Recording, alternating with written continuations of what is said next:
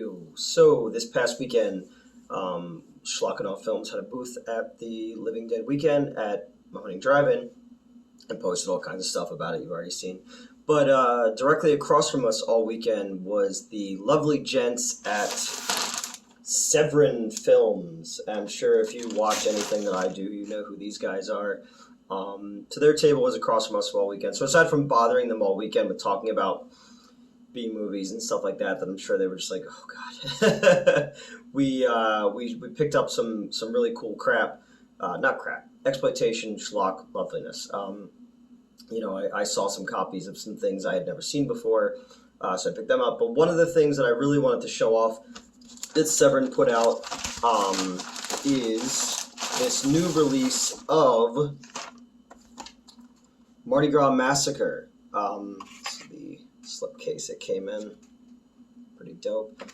If you've never seen this movie, I think it's from 78.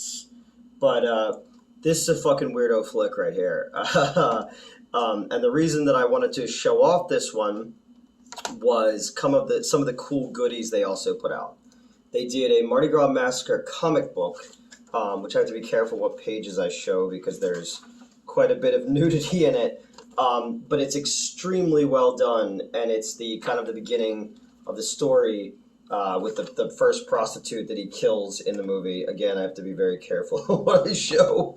But the artwork is fantastic, and I just really, really dug this book, and it captures the scenes pretty well with the sleazy, even the lighting that they use in the comic and the sketchiness of it all is very, very cool. So I thought that was really neat to have a comic book based on it.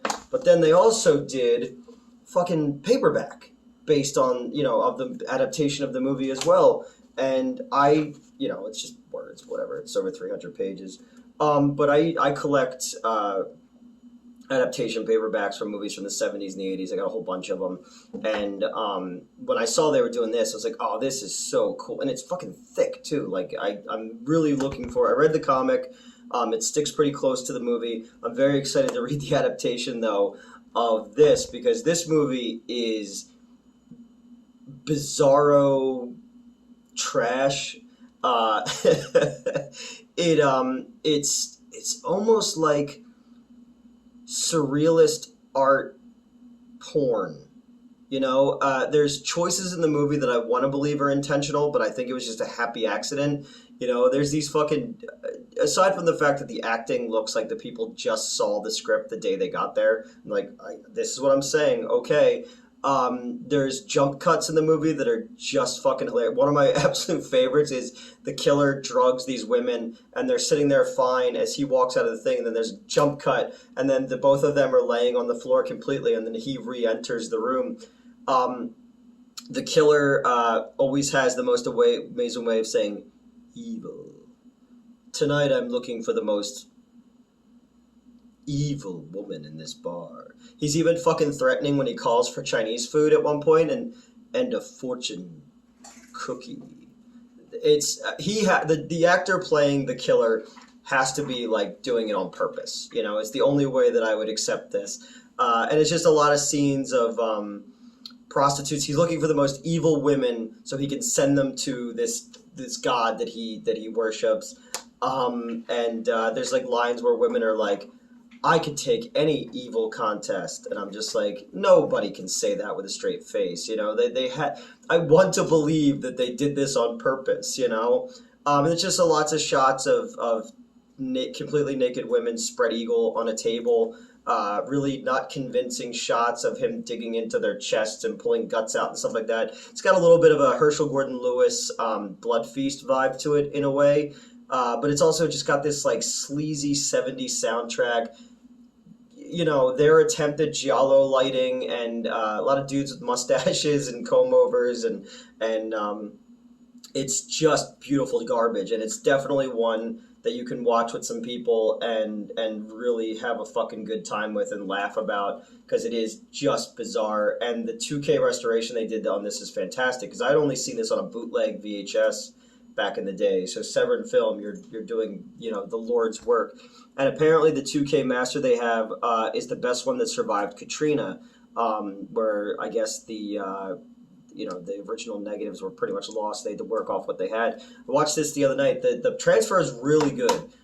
They did a really good job cleaning it up. Severin always really does a bang up job when it comes to these kind of little known niche exploitation movies. And I do love that a niche market exists like that, where they're like, oh yeah, we're gonna put this movie out cleaned up, but we're also gonna do a fucking comic book, and we're gonna you know, we're gonna do a paperback novel, and just it's just really really cool. And I like the slipcover with the foreign you know, the foreign logo, or you know, cover, and you know, when the killer slips into his robes. But I just want to do a real quick review of this one. It's got some interviews on it from some of the surviving people left.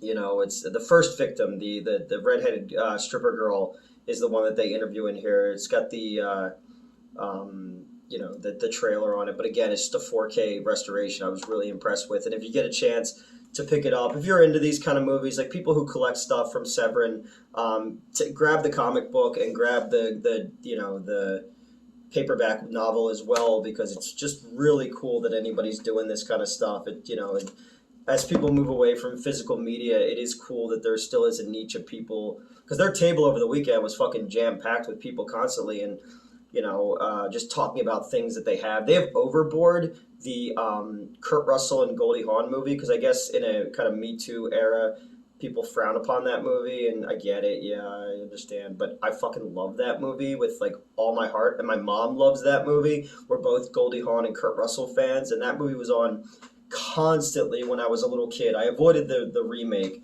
where they did a gender reversal, but I guess it's okay if it's a gender reversal. Like, let's be consistent on what's sexist and what's not.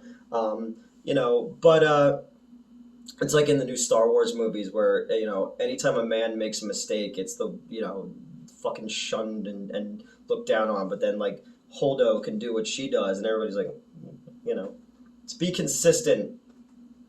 You know, if you want me to get woke, what we talk about, this is a not woke movie at all. This is a sleazy, slimy piece of trash that I am here for, because I love sleazy, slimy pieces of trash, and I love that people are taking, Severin and these other companies are taking the time to restore this stuff, and that you know, that it'll exist for future generations to go, what the fuck was going on in the 70s? So if you get a chance, check out Severin Films. And I'm gonna add this stuff to my collection now. And yeah, thanks for watching my little review of this one, because I want to show off the, you know, the only thing that I got myself while we were there last weekend was this, because I was like, ah, it's too cool, the comic book and the fucking, you know, the paperback, and I can throw this movie on when people come over and they're like, oh, it's a fucked up fun movie we can watch, and I go, oh, I've got just the thing for you. So yeah, that's it. If you get a chance, check out Severin Films, check out the other stuff that they've done.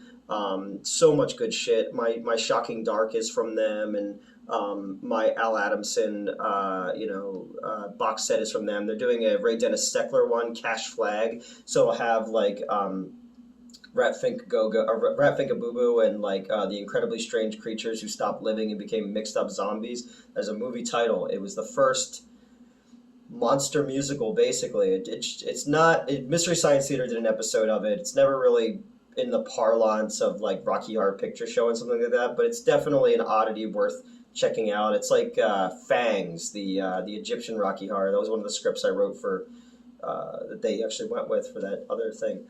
But yeah, so check it out. Mardi Gras Massacre, Severin Films, comic book with boobies in it, you know, and a trade paperback for me to read, and oh my god. Jesus Christ. All right, well, that's an embarrassing way to end this. Have a good one.